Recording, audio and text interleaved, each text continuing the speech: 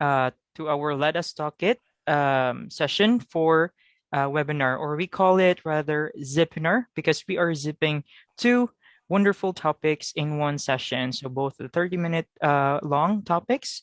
Um, Thank you for joining us and hope you will be enjoying this session today as we have two great topics to be discussed by our two wonderful speakers. So first off, we will be starting with the COVID and careers. So discussing about the impact of COVID-19 on job market. So dealing with the challenges and a bouncing back, resume writing tips, interview preparation strategy, cracking the interview. So this is for each and everyone landing a job despite the pandemic. This will be given to us by an HR leader with experience across a gamut of human resources functions in the IT sector.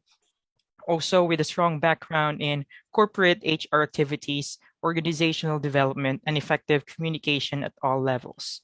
And she is also a French language expert, aside from the English and Hindi language. So here with us, our wonderful and great speaker, Shika Gupta. Over to you.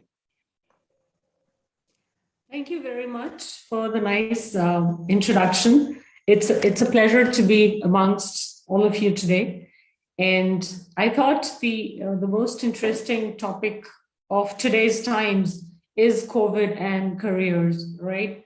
COVID has disrupted the entire market scenario, right? We have never seen the IT or any sort of industry behaving in the manner it is behaving today.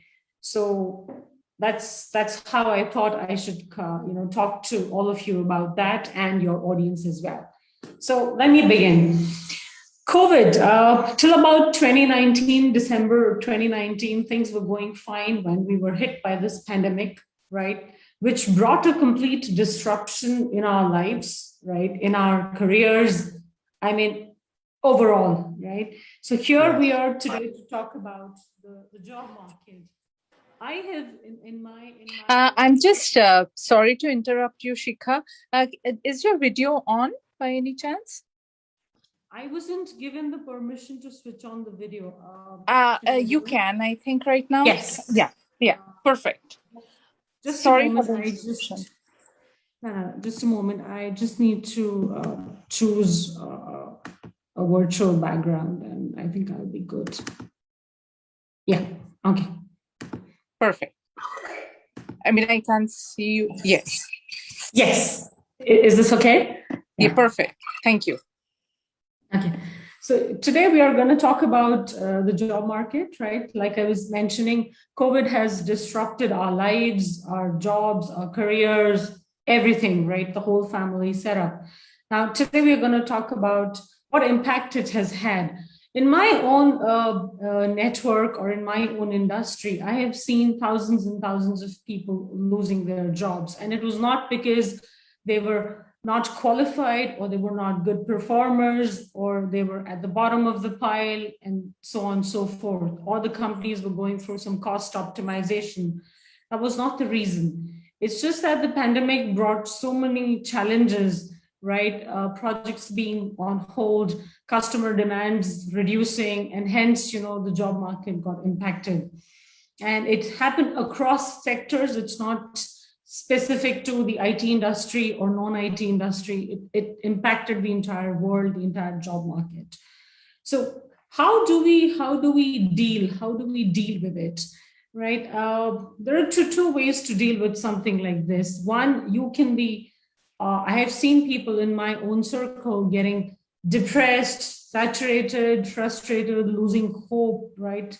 Facing anxiety issues, going into mental health issues, right? That's one part of the audience or the job seeker market. The other part is they said, no, I'm going to fight it out. I'm going to pick up myself back and start applying for different jobs across different organizations. There's a third category which said, if not a full-time job, let me be open. Let me be open to doing freelancing, to doing interventions, to doing small projects, to doing small assignments till I land up in a full-time job, right? So it's a big challenge, right? Losing a job is not easy. Most of us, or some of us, are bread earners of the family, right? You need that monthly salary to run the house. So 3 to 4 things that I suggest to my network or people who are in my community and my friend circle is: one, you don't have to get into depression or anxiety issues. You have to fight it out, like I just said. And you have to be flexible in terms of what kind of assignments you're looking at, right? You may not get your dream job because the number of jobs went down, the number of opportunities went down when the pandemic just happened. There was a hiring freeze. There was a scarcity of talent pool, right? Most of the companies had stopped hiring. We were waiting and watching to see what the pandemic has to bring onto the table. So be flexible in terms of what you're looking at. A short-term assignment, a short project, or an intervention, or a freelancing assignment is the way to progress ahead in life, rather than saying, feeling depressed and, taking drastic steps. I have seen people consuming, medicines and pills to overcome these mental health issues. That's not advisable. We have to keep moving in the right direction, keep trying till we succeed, right? So that would be my advice to the job seekers or people who've lost their job, especially the young professionals. See, on what has happened on the campus hiring front, right? All these campuses, the youth, a lot of companies retracted the offers, right? The offers were pulled back. In certain cases, in some companies, and I purposely am not going to take any names because it's not right to do that. A lot of companies withdrew internships, right? Withdrew offers of full-time MBAs, IT engineers, right? And this is that tender age when the person is just about 23, 24, 25 years of age, right? Just doesn't know what to do, feels devastated, right? He's had big hopes, big dreams, and suddenly he's nowhere. So my advice to that particular section or segment of job seekers is not to get depressed, but to keep yourself flexible, to open yourself to multiple different types of job opportunities or assignments. Yeah, that would be my advice to young professionals.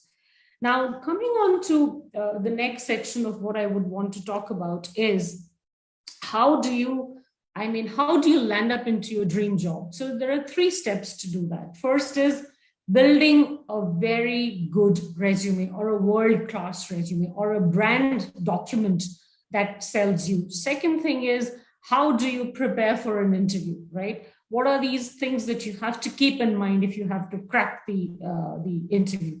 Third is, on the actual day when you're actually sitting for this conversation with a corporate, right, face to face with an interviewer, what are the things that you have to keep in mind? So let me start with the first piece, which is building a world-class resume. A resume is your brand document. A resume represents you, right? So what are the things that we should keep in mind?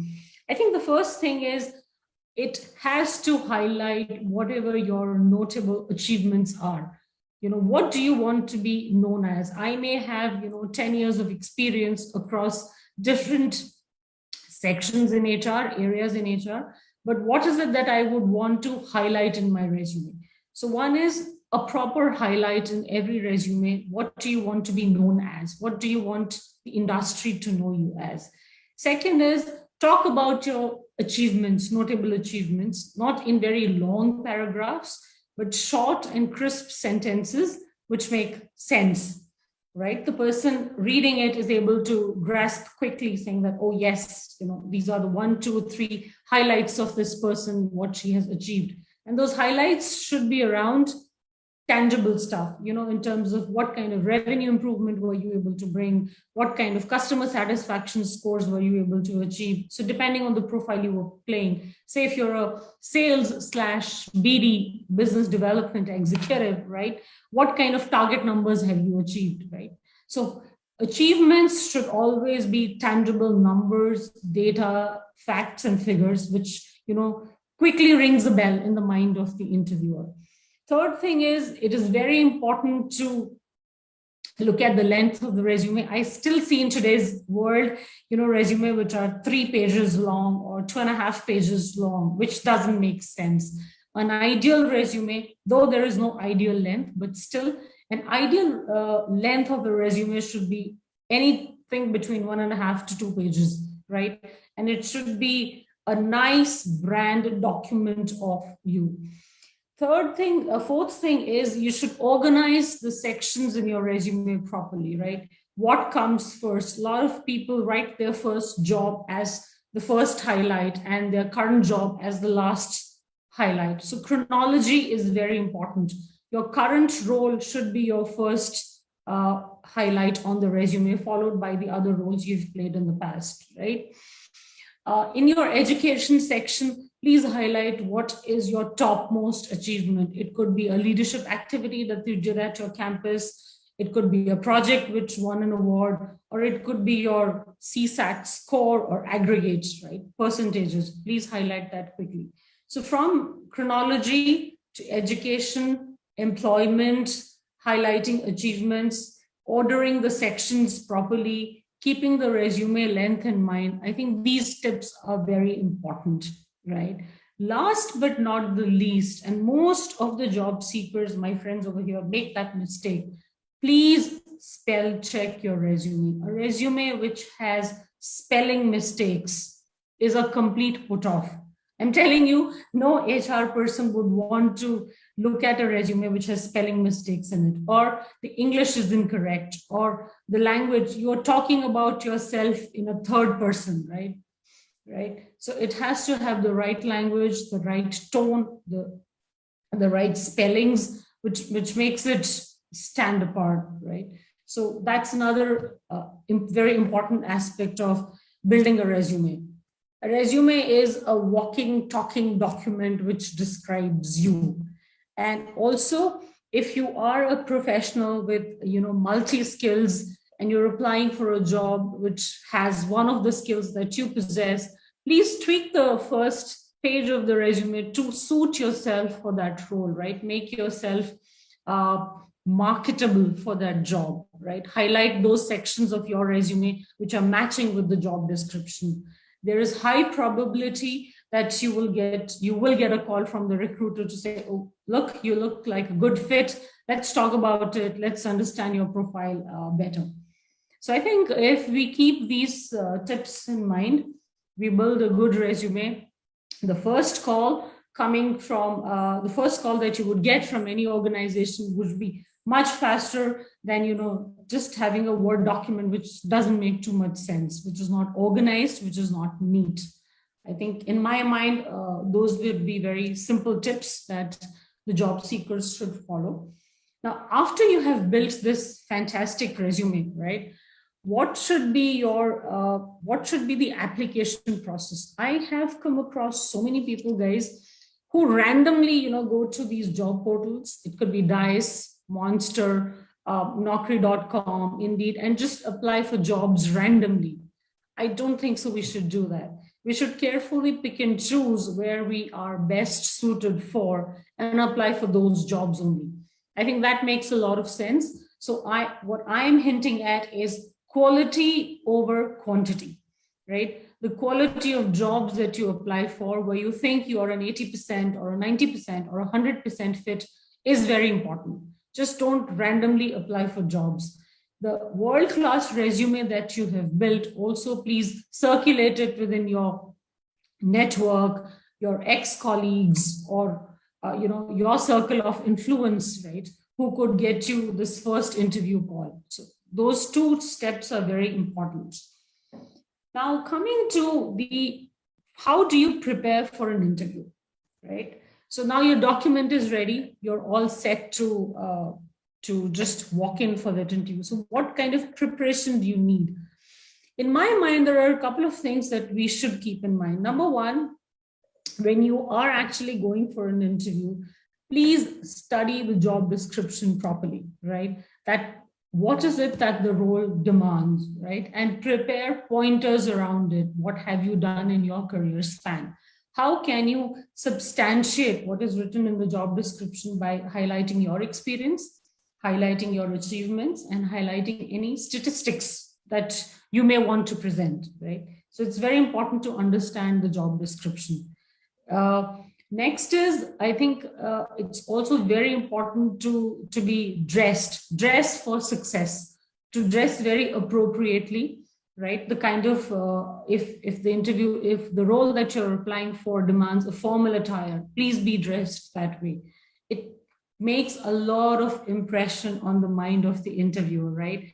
It conveys your attitude, it conveys your seriousness towards the role, it conveys your seriousness towards the organization, right?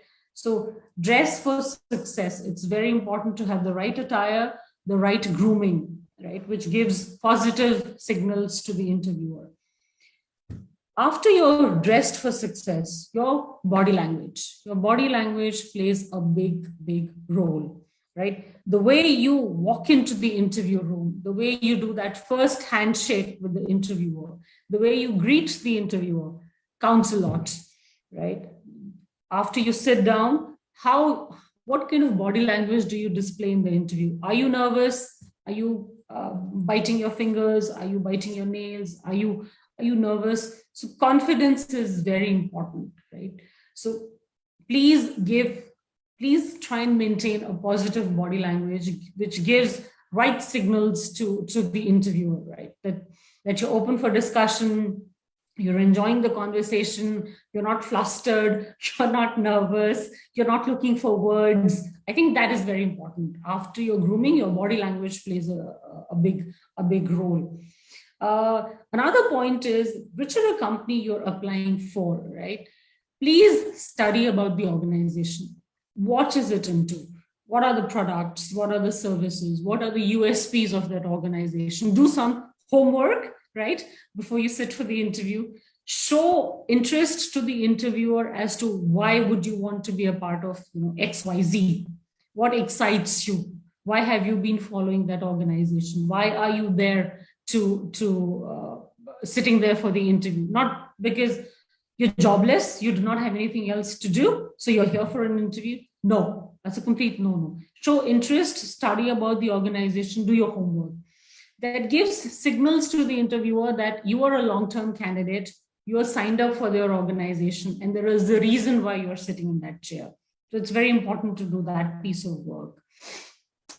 I think we are good with interview preparation, right? So you have your world-class document, you have your confidence on, you are dressed for success, your body language is important, you have done enough and more research about the company, and you know what the job description contains. So you're prepared with your data, experience, highlights, and statistics. Fantastic. I think that's the preparation you need, a positive mental makeup to top it all. That's my recipe of success. Now, on the day of interview, okay, most of us, what happens is we're very confident, we're very sure about what we want to say, how we want to say, till the time we arrive in that so-called hot seat, right? So you're sitting over there and you're kind of nervous, a little bit hassled, a little bit conscious, right, as to what's going to happen next. So a couple of tips from my side, and that's what I have observed, and a lot of people do that. Just number one, just because I am needy or I don't have a job or I'm desperate or I have to make it, right? Lot of candidates oversell. Please do not do that. Don't oversell, don't over exaggerate, present the data as is. It is perfectly okay to say, I don't know, but I can learn, I can upskill myself. If given an opportunity, I can deep dive and I can, I can perform, right? It's absolutely all right to say you don't know. Don't say you have done X, because once you start speaking a lie, right, and the person sitting opposite to you is smart enough to catch all of this. Nobody is foolish, right? So don't oversell, don't exaggerate, don't twist data or facts. Some people just oversell. I have done this. It doesn't. You have to substantiate whatever you have done. Please substantiate with data points, right? And it's, like I said, it's okay to say, I don't know, but I'm capable of learning it, picking it up, performing it, and delivering the results, right? Second thing, I think what we should keep in mind is, it's, I mean, understanding the job role is very important, right? A lot of job descriptions are not written very neatly. It's perfectly okay to ask the interviewer, what are your expectations from me, right? What do you think I should be doing, or what are the primary KRAs of this role? What will I be measured on, right?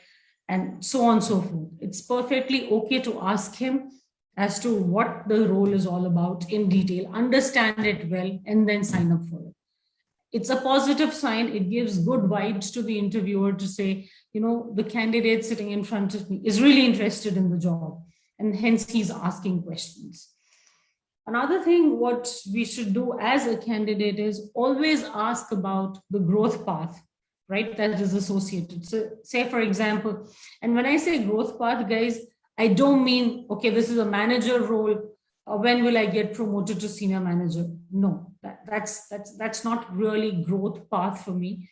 When I say I'm applying for this position, okay, please ask the interviewer, where do I see myself, say 1.5 or 2 years down the line, right? What kind of enhancements, role enhancements, and role enhancements can also happen in a very horizontal fashion, right? You could be placed in a cross-functional role. You could work with cross-functional teams in collaboration, right? It's not always movement up the corporate ladder.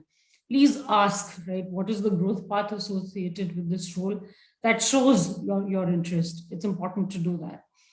Another thing, please also talk about what is the vision, or what is the plan of the organization for the next 3 to 5 years.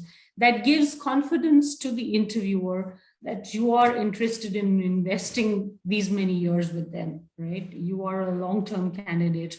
You're not going to do 6 months or 1 year and just about run away, right? So you're going to be there for a long time. So please ask these relevant questions. And on the other side, like I said, first, when you are in a dicey situation and you don't know stuff, it's perfectly all right to say, I don't know, right? Another thing, when you are interviewing, please show flexibility. Please show learnability, right? Flexibility in the sense you are willing to go that extra mile. You are willing to probably work late hours if required. You are willing to stretch over the weekends if required. Don't be fixated to say that, I can only do so much. Or if the company says, probably you will be deputed to another location for 3 months, you're open to travel, you're open to experimenting, you're open to being at the other location. That's very important. Showing flexibility in your behavior is very important. Beyond flexibility, learnability, right? How have you been in so many years of your experience or during your college life, upskilling yourself, reading about industry trends, what are the best practices, right? How do you continue to do that as you progress in your career, right? Upskilling, cross-skilling, learning new technologies, learning new domains, right? It's very important to show that kind of an attitude. Beyond everything, I think confidence and positivity during the interview works wonders, right? And like I just said, we are not, jack of all trades or master of none. Nobody's like that. There's always room for improvement, always room for learning. So show that kind of an attitude that you will be able to pull it off. Of course, giving the best shot is very important, right? Because you need the job. Yes, because you think you deserve the job. You're the right candidate for the job, but not overselling, right? In my mind, I think these are those quick tips that one should keep in mind, and especially say you have cracked the interview and you get your first offer.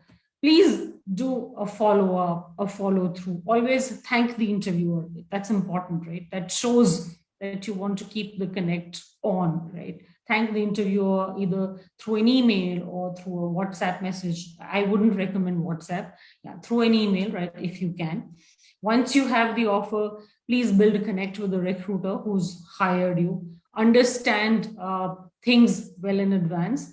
I have candidates who ask me, I'm going to join after 30 days. But if you can tell me which project or which client would I be a part of, I can do some reading on the technology front, or I can do some reading. I think it's always a good idea as a candidate to ask those questions once you get an offer, or once you're on the verge of getting an offer. That shows that you are more interested, or you want to be ready, even before you join, so that you settle in well upon joining. I think that's an interesting thing to do. So you read about them, you read about technology. So once you join this new organization, you're ready to you go set your all set to roll, right? Your learning curve is not very high because you've done some preparation in the past.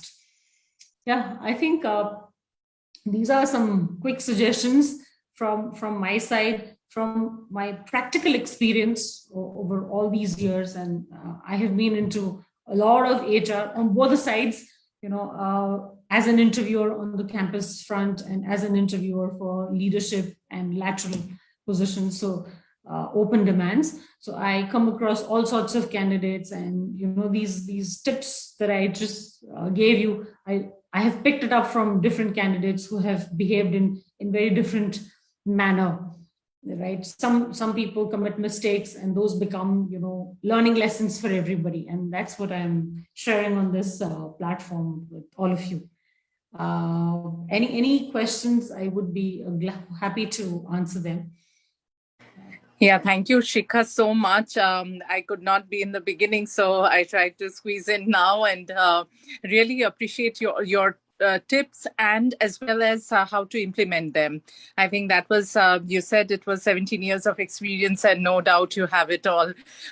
Thank you so much for your time and effort. Yeah, it's open for questions, and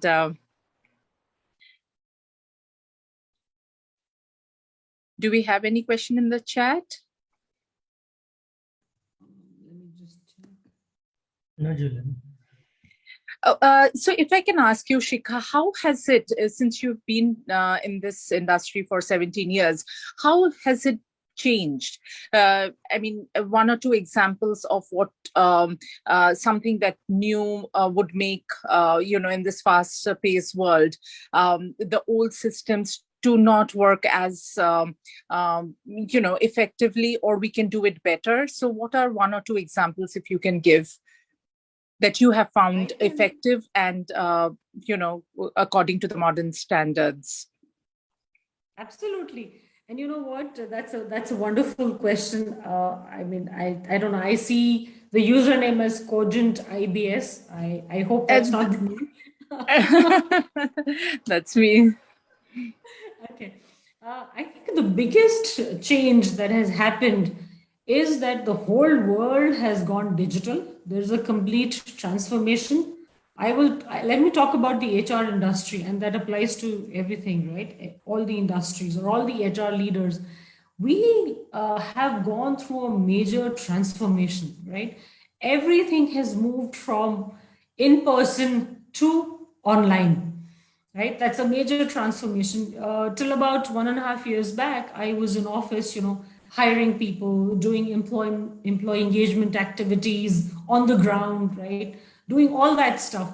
Today, everything has moved to Microsoft Teams or Zoom calls. I think it's a huge transformation that the entire industry has gone through. We have learned to work from home forever and ever. And in most of the industries, there's absolutely no productivity loss. Especially if you ask me in IT, the productivity has gone up, right? Because people are available all the time. We're all at home, right? So and there's no social life because of Corona. So I think the entire industry that way has gone through a transformation from offline or in person to an online world. All of my HR activities, right from hiring to exit, right, entry to exit, has become online, right? whether you talk about performance appraisal systems, right? All these appraiser workshops are being run digitally, right? Onboarding candidates is happening virtually, induction programs, everything is happening virtually. Those classroom setups, auditorium setups, everything is gone, right? So I think that's a big transformation. And initially, all of us were trying to find ways how to make it effective because nobody was prepared for COVID, right? But today, I think we are all okay. Somebody's okay. Today, I think we've all become experts in the last 19 months how to hire virtually, onboard virtually, do employee engagement virtually, everything, right? It's a complete online world. Yeah, I think that's the biggest transformation. And I have not seen that in the last 17 years of my career, Julan. Yeah. Absolutely. And here at the chat, we have a question of late Prashant. Is saying of late there has been a huge demand for IT skills since 8 to 10 months or so. People have been shopping for offers thanks to work from home. Any thoughts on how to attract talent and make sure that they join us? Prashant, you've asked me $1 million question, right? I hope I'm able. Correct, absolutely. Where do we find those talents? I know I hope I will be able to answer this to you to your satisfaction. And that's the challenge, Prashant. Every industry, every organization size, small, medium, large, multinational, everybody is facing, right? Talent attraction and also talent retention. Let's talk about talent attraction since you asked that. Right. So the sourcing channels haven't changed. It's the same old, job portals and LinkedIn and employee referral programs and so on and so forth. But you're right. These days, giving an interview has become very easy. You don't have to take off. You don't have to take permission. You can just minimize one window sitting at home, open the other Zoom window, and attend as many interviews as possible. Right? It's very simple. It's very simple to do that. But I think a strong candidate engagement strategy, and I'll tell you what I do at my place. So once we roll out an offer to any candidate, there are touch points, right? So there are 3-4 things we do. Number one, we engage the candidate through onboarding calls. So when I say onboarding calls, say I have offered a technical lead in the .NET space, right? So the first week you have somebody, say an architect kind of a person who's talking to the candidate. Next week you have a project manager. Third week you have an HR person. So we do onboarding calls in a very structured fashion at 5 to 7 days interval, talking to the candidate, understanding his aspirations, keeping him engaged. That's one. Second, we have a newsletter, an onboarding newsletter, which we send out to our candidates, whoever have been offered, stating that what's happening with the organization, right? Which is their prospective employer, which they're supposed to join 15, 20 days down the line. Third thing, I think the recruiter connect has to be much stronger, right? Checking on the candidate, what's happening, when's the last working day, how is his knowledge transfer going on? I think that is also very important. So these 3-4 things, combined together can give you better results. But Prashant, the market is extremely volatile, and no candidate gives a guarantee that he or she is going to join. But as HR, as recruitment, will continue to keep trying. Another thing that you could try is, and we've tried that, offering some goodies which build some sort of attraction or some sort of candidate loyalty towards their prospective employer. I think that's something you can try. So these are the 4-5 things we do. Yeah. I hope that answered your question. Wonderfully answered, I must say. I don't know, Prashant, if you have a chance, you can always unmute and, talk more. But I think that's exactly what we needed. So thank you, Shikha, for the answer. Any other question, feedback? Yeah, hi, Shikha. It's an excellent and practical, knowledge-oriented session. Thank you for your, deep insights. Thank you so much. I'm so glad that it was valuable to you and to the audience. Because it's very easy to, Srini, it's very easy to pick up stuff from books and blurt it out, right? Which doesn't make any sense. Whenever I talk to anybody, I purely take my experiences in life, what I have learned from my experiences and people around me. I think that makes sense, right? People are able to relate because all of us have faced it some or the other day. Yeah. Yeah, Great. thank you, Srini. And Srini is the CEO of Cogent and Let Us Chalk It. And so I think he is, he was grasping all the knowledge and make sure he implements that through his HR team. So yeah, Prashant. Thank you so much, Srini, for having me here. Yeah, Prashant, sorry. So Prashant says, thanks for the input. Shikha will provide these inputs to our management. Thank you, Prashant. Thank you, Prashant. Yeah, thank you, Shikha, so much. Over to you, Phil. He was doing the thing. I just barged in, but yeah, Phil, all yours. Thank you. Thank you so much for that very knowledgeable presentation, Shika. Now, we will move to the next topic for today. So this is still related to the changes with the current situation due to the pandemic. Everything now is digital, and like we do most of the stuff online. So like testing in the digital era will be the next topic. So it's how test engineers' role has changed or evolved, or how is there a negative or positive impact into this kind of field? To present this topic with us is Mr. Deepak Baliga at this digital transformation, quality assurance and testing with professional digital transformation professional having a 23 years of information technology experience spanning across software delivery, pre-sales, solution consulting, quality assurance, and testing, and had an experience setting up greenfield quality assurance functions for both like customers as well as the startups in the digital world, as well as legacy technology eras, and even have like created a testing offshore from scratch for delivery centers. Now here with us, and we'll talk about the topic. Over to you, Deepak. Thank you so much, Phil. Thank you so much. Thanks for having me here. So perhaps given that we are IT professionals, I have to fall back on a PowerPoint presentation. I won't bore you with that. So let me just quickly share my screen, if that's all right.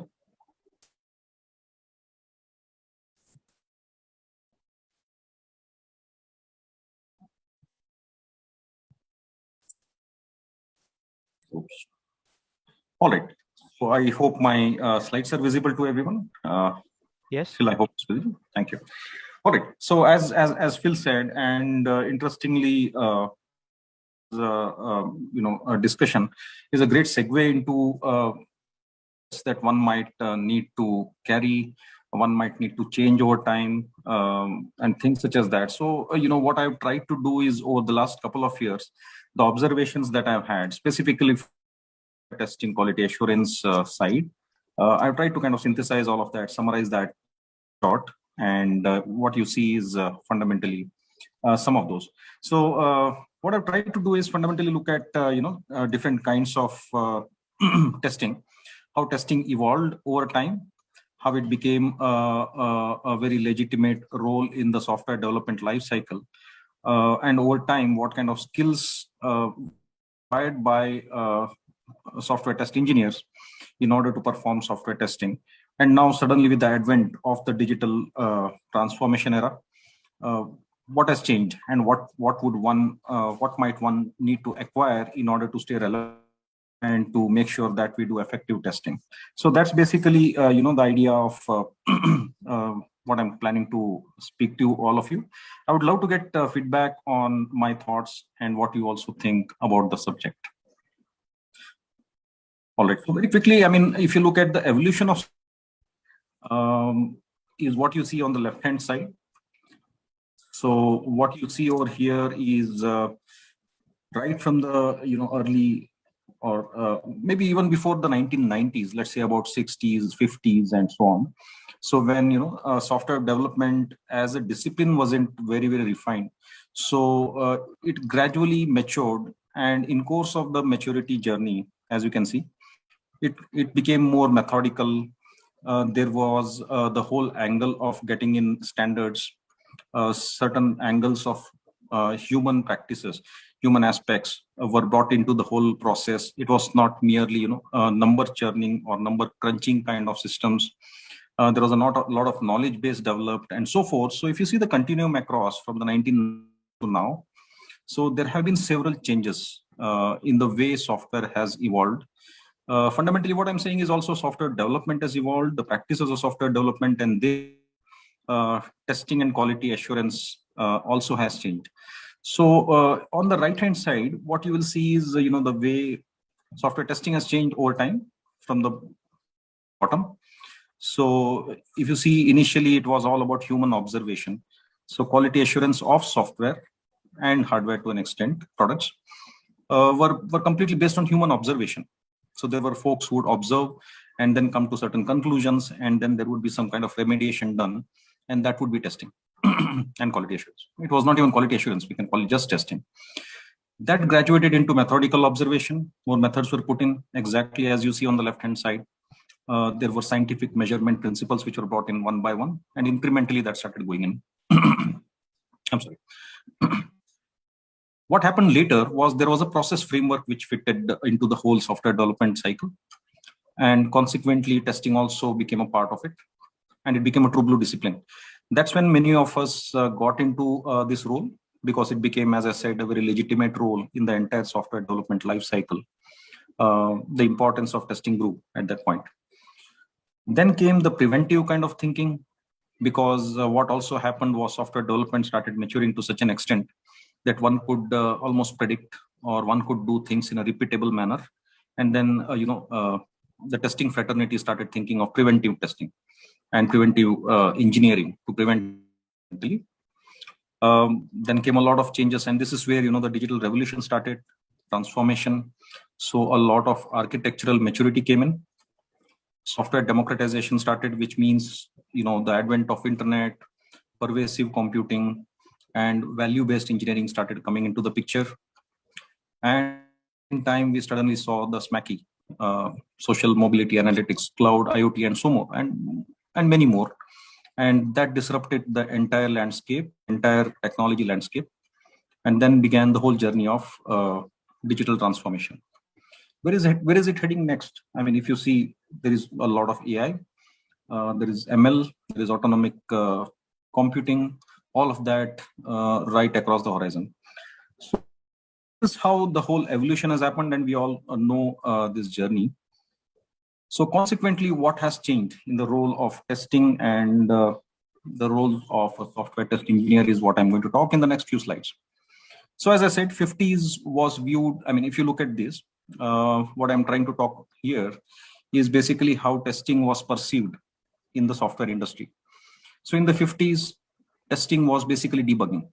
So it was fundamentally looking at code and finding code. So it was extremely narrow focused, very local. In the 60s, the perception of testing was that one does software testing to make sure that a product, a software or a hardware product, works as designed. In the 70s, it morphed into a software testing role. Is basically the role of a software test engineer is to find errors in the product now, not in the code, in the product. In the 80s, it further graduated into we want to validate. But if you see the entire box of these four decades, they were mostly reactive, post facto kind of activities done as software testing, and they were all focused very locally on the product or the components of a product.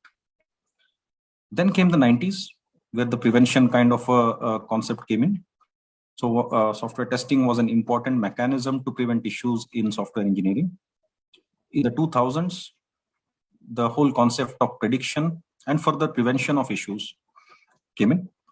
And later, which is now to maybe in the next 4 or 5 years, one will probably see a lot of autonomous healing, which is the next level of prediction actually.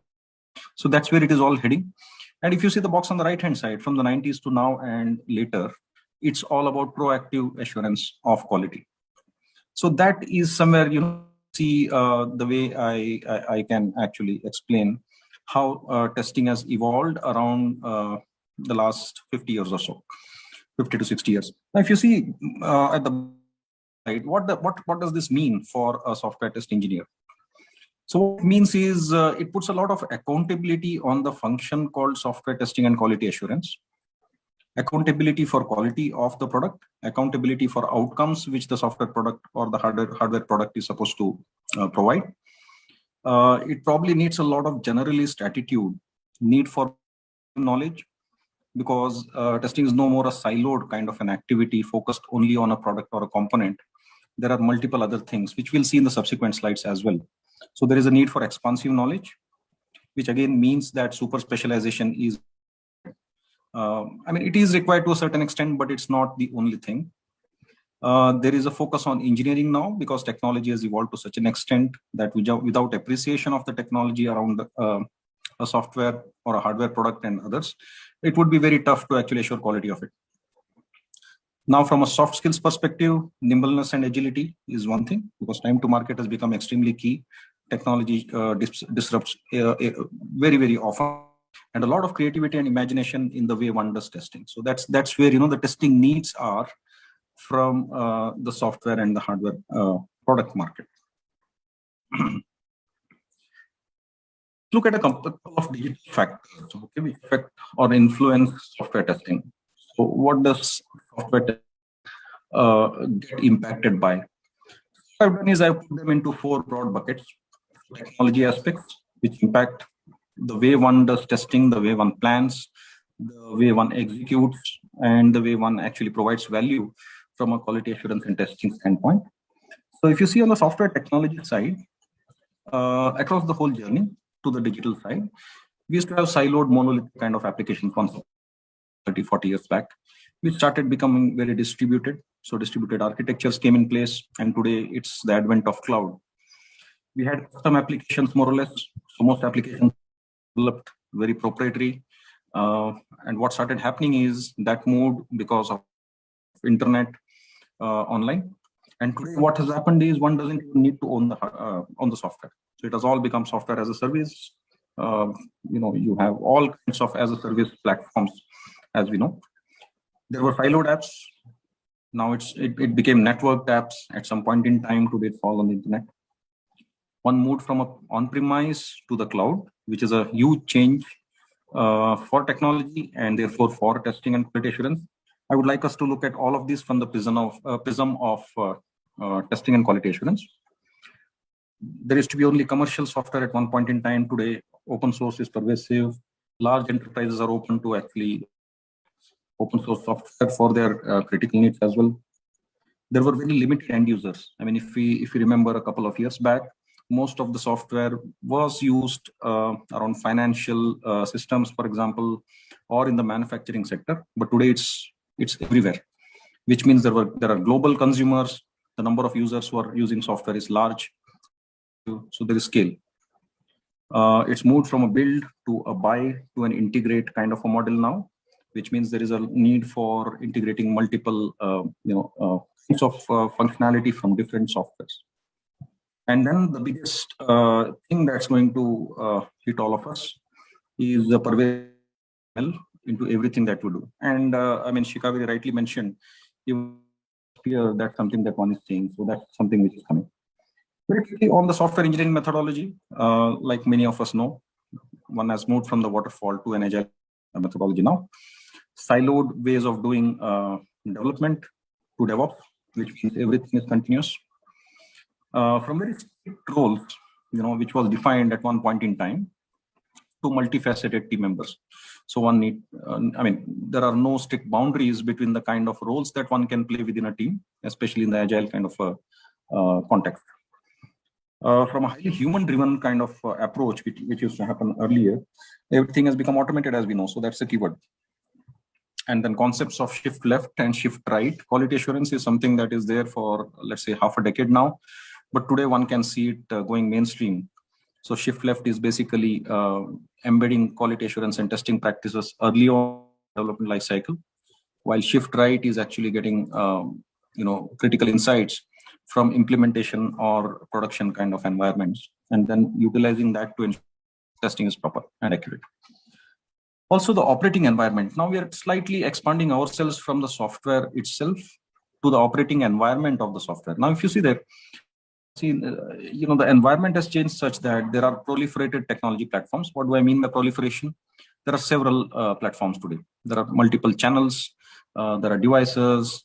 The technology that the end user uses, for example, can be anything, and so forth. I mean, it's a very large spectrum of technology platforms that a software can be built in and can be deployed in. Digitalization is a business lever, and this is a very important point. So digitalization is a business lever that enterprises are looking at merely as an efficiency improver for themselves. They are using digitalization or digital transformation as a business lever to change business models. So which means it's become mission critical for us to actually test and assure quality of software and hardware, because it has a direct impact on business. Earlier, the impact would be, the worst case impact would be a little bit of reduction in efficiency, for example, or a cost impact kind of thing. But today it can actually mean disruption of business totally. The race to market and rapid changes is another thing, as we know. I mean, the timelines have shrunk. Non-functional requirements have taken precedence. What are non-functional requirements? So these are requirements which are not directly, which do not directly articulate the functionality of a software. So these are implicit in nature, and these are expected and important, but they may not be very explicitly stated as requirements to ensure functionality of an application. So that's become now suddenly very important. It has taken precedence, wasn't so earlier. Also, the stakeholders for software has increased now. So it's beyond the customer, it's beyond the end users. It can be legal, semi-legal, non-governmental parties, especially given privacy laws and all of that which has come in. So as we know, even as we speak, we know what's going on with all of the social platforms and things like that. So this is the operating environment in which a software operates today. Also, looking at the end user needs now. So if you look at the end user needs, So the end users need a personalized experience now. So it's an individual level kind of a thing. The expectation for all software around is it's highly intuitive. That's almost a differentiator now. A spectrum of end user scenarios, like I said, multi-channel abilities of the software to do things. The way one can use it may be different based on different kinds of profiles of end users and so forth. Privacy and user rights have become paramount for the end user. Security is another aspect which cannot be neglected at all.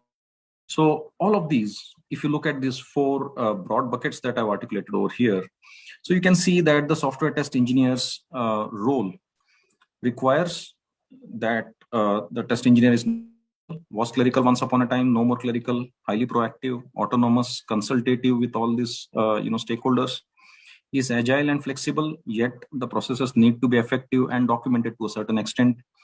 Vast and continuously evolving technology, so has to be nimble and move. Everything is time box. Time to market is very less. Agile, and we looked at that part. The test engineer's role is no more compartmentalized. It's expanded to different kinds of roles. Industry knowledge has become as important as technical acumen for the software test engineer. And last but not the least, testing does not include only the software or the hardware in question. It also includes the operating environment. So which becomes a large world for the test engineer to look at. Now, if you look at all of these aspects, you will see that it's almost two ends of the same spectrum. So it becomes pretty dicey from a role perspective. So let's go very quickly into the next slide. Right. So if you look at it again in summary, so what has moved is from the outside in software centric kind of a focus and quality assurance. it has moved to the inside out kind of a thing. And it's not moved really, it's an addition. So now customer is a king kind of thing in the digital era. So if you combine the two, that's what you will get on the right side, which is the ask from the software test engineer today, which is the ask from the software testing world. Now, from the outside in software centric point of view, there were a few schools of thought when it came to testing. For example, there used to be something called the analytical school, which was spec based, factory school, which was more or less process based, an exemplar school, which said that requirements based testing is good enough, a gatekeeper school, which was like a very strong, the test engineer is a very strong gatekeeper for the entire software to be shipped. And lastly, context almost aligned to the agile way of thinking. So effective testing over everything else, low documentation and so forth. Now what's happened on the right-hand side, while these things still matter, so what suddenly started becoming very important in the digital era is usability, accessibility, outcomes of the software needed to be validated, which means it's not merely the software supposed to deliver to an enterprise, that also needs to be measured to understand the value that it brings to the enterprise. So that started coming into the scope of testing, and that's going to happen even more as we go along. Software at scale is going to be one of the major things, obviously, because of the global reach that software has now, which means performance is critical. Security and data privacy, as we spoke. So all of these, again, if you notice, they are not functional in nature. It won't come as part of requirements of a software, so it has to be understood very implicitly and accorded that level of importance. Laws of the land dictate several software aspects now, so that has to be brought into play while building software, cannot be ignored, cannot be neglected. Software and operated via so many channels today, as we know. For example, if you just look at the endpoints, it can be mobile devices, it can be laptops. Tomorrow it might be wearables and so forth. Hyper automation is again key for building the software, at the same time for deploying and running it. But then again, cost is something that is paramount, and time to market is key. Fast is better than the best. So which means one needs to ship faster. Maybe a minimum viable product kind of a thing, need not be perfect, but one needs to ship fast. So if you look at all of these, it means the following for the digital testing and quality assurance role, as I call it. I call it the full stack digital testing and assurance role, which means the following. So what does one need to know from a digital testing standpoint? So one needs to understand that business needs are fulfilled by the software, but be very aware of the factors impact the implementation. One has to be extremely creative and be very holistic and go beyond just the software under test, as it's called. So, and in order to do testing, this whole large world that we are talking now, one will have to be extremely tech savvy and be open to cross the testing boundaries, be it of roles, be it of communication, be it of accessing information. So one cannot be any more rigid about what one needs in order to perform effective testing. Also, there is a huge change in terms of the mindset that is required. So there is to be a very clerical mindset, I would call it, for want of a better word, or a very rigid one from a technology standpoint.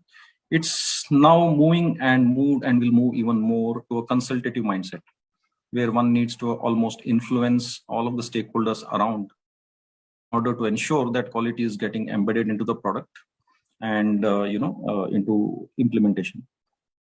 Also, an equal importance needs to be given to technology, business, as well as the ecosystem that is surrounding all of this. So all of these actually, are extremely important for one to become a very effective tester, an effective test engineer in the digital era. Finally, in summary, this is what the from software test engineers in the digital era, and let's call them digital quality assurance engineers. So what you see on the left-hand side is a kind of a pyramid that I kind of imagine the whole technology assurance transformation to happen. We have what is called the quality engineering at the bottom, the last segment at the base, so which is focused on reducing quality debt. So this is all about enabling quality assurance and testing activities. So this is an important facet of every test engineer. Then in tech debt, which is the technology assurance bit. Now, where we were in the last 5 years, let's say, is on the technology assurance kind of a segment. Activities, the kinds of quality assurance and testing activities that we do today would fall into this segment. It is basically assuring pieces of technology, components, software, and so forth.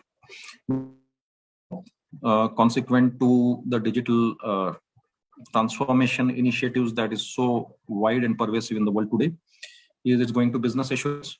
So customers are no longer saying, yes, please let me know if my technology is good enough or not.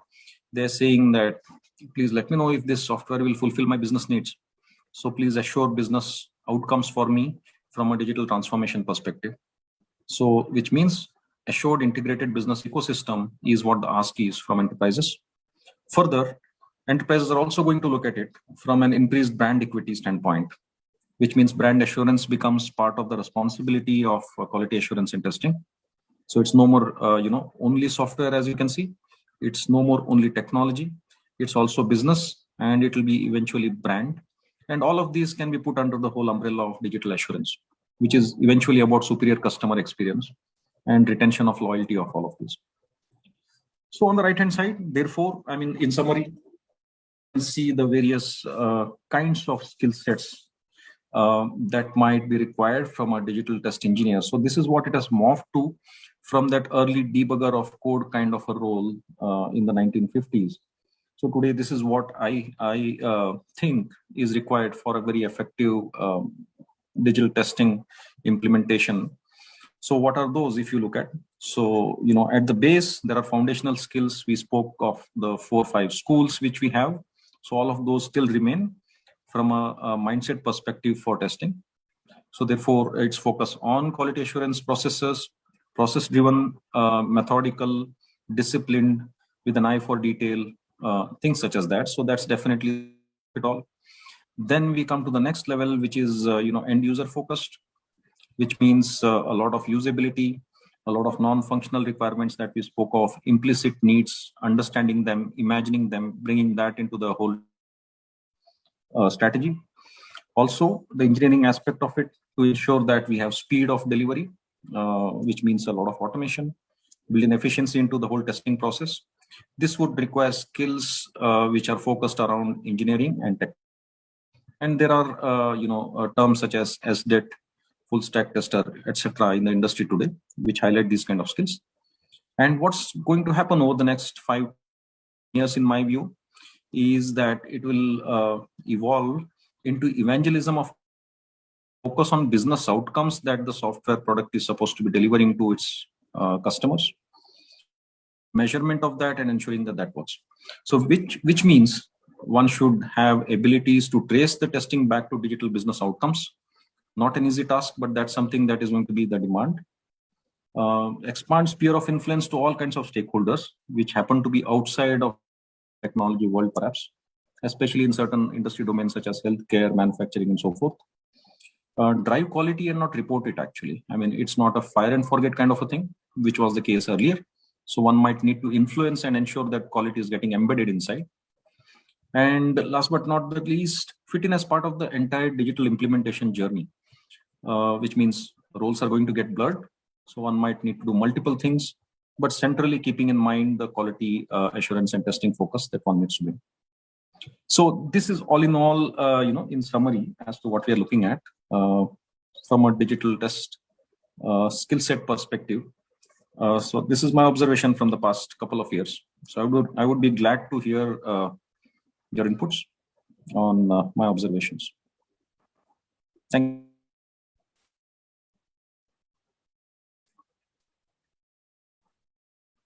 Thank you so much, Deepak, for sharing us your observations from your experience on your field. It's really informative. And we have a questions here from Prashant on the chat. Mhm. So there has been quite a lot of emphasis and big push on building skills on test automation, framework and tools for a budding test engineer. With this, the whole aspect of actually understanding the quality assurance process, methodologies, understanding domain, designing good functional test cases to break the system is fading away big time. Automation is good skill to have, but the whole ability of understanding the application and domain is getting lost. Wanted to know your thoughts on this. Absolutely. Prashant. I mean, at some point of time, as I said, the segment which focused on technology became the biggest, focus area for software testing. So technology and the way to do that also was technology. So that became like a highlight of software testing. But then that's not good enough. I mean, that's exactly what I'm trying to say. So if you look at the apex of the pyramid that we were looking at a while back, it's all about business. It's all about the environment that this business operates in. It's all about maybe the legal frameworks around.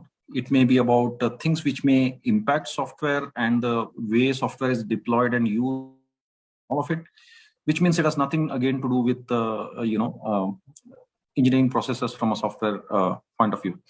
So therefore, that has to be brought in, and that is inevitable in my mind. So the whole role of a software test engineer will be evolved to an extent where I think the software part will go away. It is just one part of the role. So it would be, a complete quality assurance kind of a thing. So I agree with you, Prashant. My feeling is it will expand. And the domain is getting lost, has to be brought in back. It's very critical to have a domain and functional knowledge as part of the role.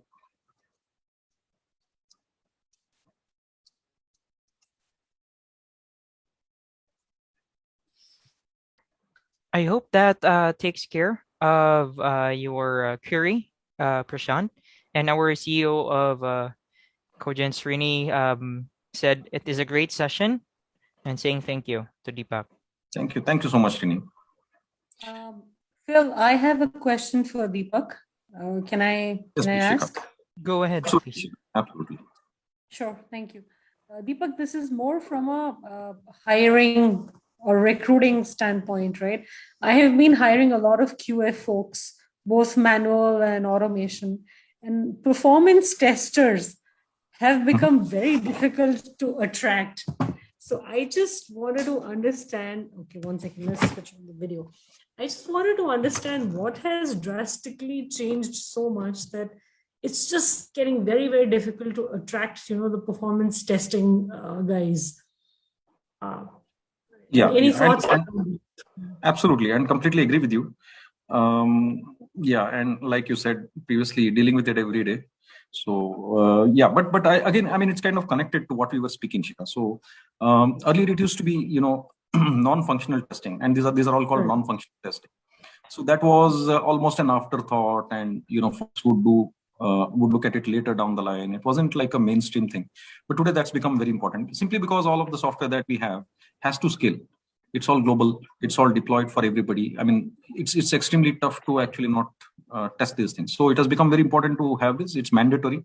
So you will definitely have a shortage in skills in performance testing and people. Yep. Also, security testing, for example, is something else. Accessibility is going to. Now, how do we manage or remediate this? I think upskilling, like you said earlier, is something that can be done for sure. One might have to perfect the art of doing this upskilling well so that it's effective and we don't drop anything in the process. But I think that's the way to go. Sure. Upskilling as get folks at a very basic level and then move them up the ladder. Sure. Thank you.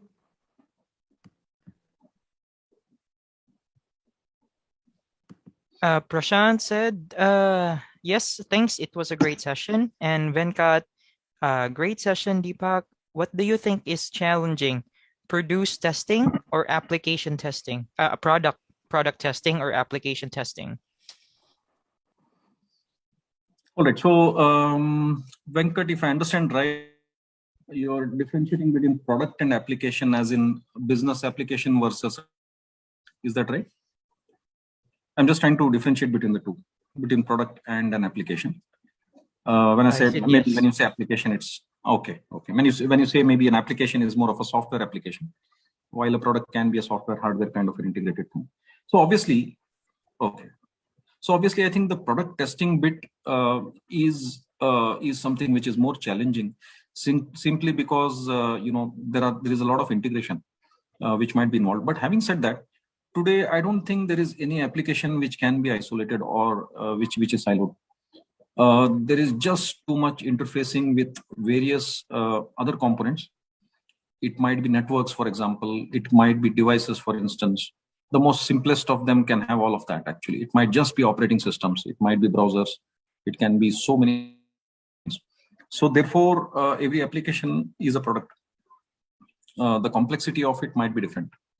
So all of them are challenging equally, if you ask me, based on how mission critical it is, what is the audience size that we are looking at, for instance, what are the demographics of that audience, as in, is it very varied, all of that, what kind of interactions the product slash application has, which will add a level of complexity and so forth. So there are so many parameters that one can look at from a product perspective. So all of them, I think, can be put into the same class. All of them are products really. I'm not sure if I've answered your question well, but I think both are equally challenging. This is exactly one of the questions that comes to my mind as well. There is always a perception that a software application is much easier to test as compared to a product. It won't be anymore, actually, because every application is going to be extremely complex going forward. We have not even gone to discussions around AI, ML, for example, and all of that.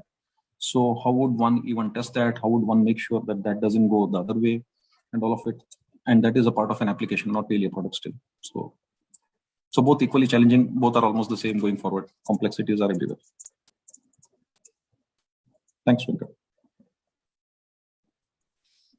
And Venkat said thank you and appreciated it. All right, that's perfect. Any other inputs or questions? You can unmute or send it through chat.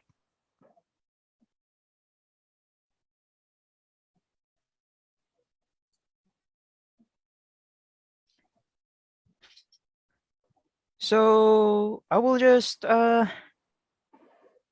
okay, so no more questions so far, but you can still send your questions while I am closing.